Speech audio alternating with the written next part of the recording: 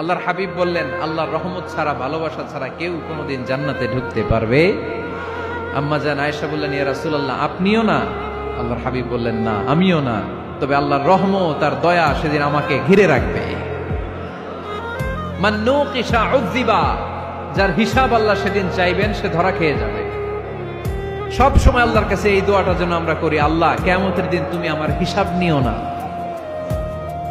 আল্লাহ তুমি আমার বিচার বসিও না, আল্লাহ তুমি দয়া করে আমারে মাফ করে দিও। আল্লাহ যার বিচার করবেন ও জাহান্নামে যাবে, আর যার বিচার করবেন না সে জান্নাতে যাবে।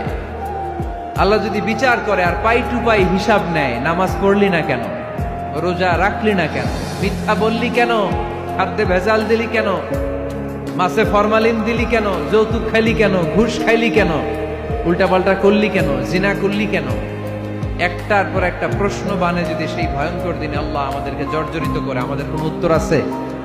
সেদিন আমাদের বাঁচার কোনো উপায় আছে? তাই আমরা সবাই আল্লাহর কাছে দোয়া করবো, আল্লাহ কোনো বিচার টিচার মানি না, কোনো বিচার করতে পারবো না, দয়া করবা। কথা কয় না?